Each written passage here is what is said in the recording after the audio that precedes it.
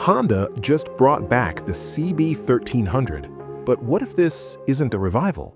What if this is a farewell?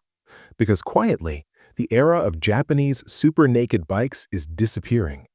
For decades, bikes like the Honda CB1300 Super 4, Yamaha XJR1300, Kawasaki ZRX1200, and Suzuki Bandit defined a very specific type of motorcycle rider.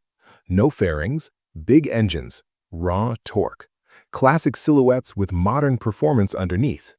These weren't just motorcycles, they were statements.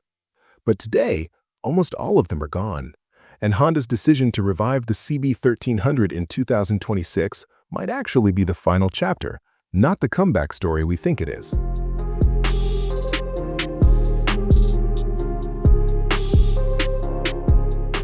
In the late 1990s and early 2000s, Japanese manufacturers dominated the muscle-naked category. Honda had the CB1300, Yamaha had the XJR1300.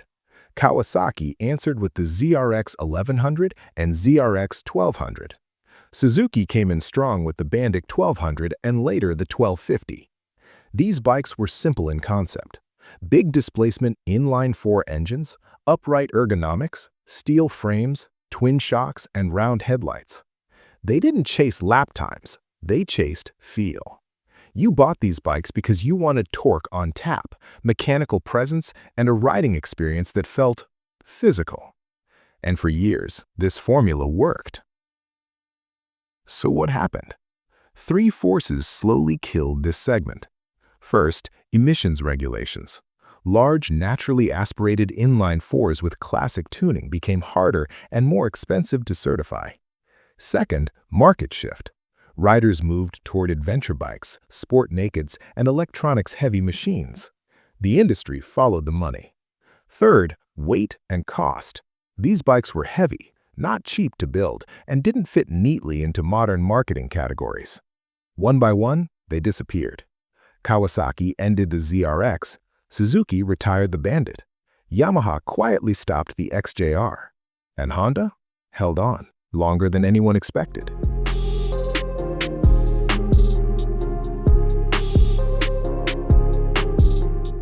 That's why the CB1300 comeback matters so much. Because Honda didn't revive it as a global mass-market model. They revived it as a heritage product.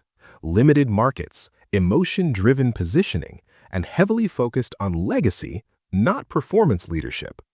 This isn't Honda trying to dominate a category. This feels like Honda honoring a lineage before regulations, electrification, and market trends make it impossible to do again. In other words, the CB1300 2026 doesn't feel like a new beginning. It feels like a final salute. So, does the Japanese super naked bike still have a future? Realistically, only in small numbers. We might see limited retro releases, anniversary editions, domestic market exclusives. But a full-scale global comeback? That's unlikely. Modern buyers want tech-heavy sport nakeds, lightweight adventure machines, or electric urban commuters. The old-school big muscle naked, simple, mechanical, and analog, doesn't fit neatly into the future roadmap. And that's exactly why riders love it.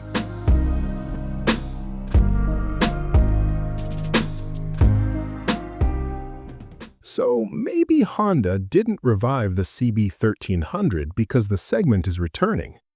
Maybe they revived it because it's ending, and they wanted to make sure this era didn't disappear quietly. Because motorcycles like the CB1300, XJR1300, ZRX1200, and Bandit weren't about specs. They were about presence and connection. And once this era is gone, it might never come back the same way again. So let me ask you, if this really is the last era of Japanese super naked bikes, which one deserves a comeback the most? CB1300, XJR1300, ZRX, or Bandit? Tell me in the comments.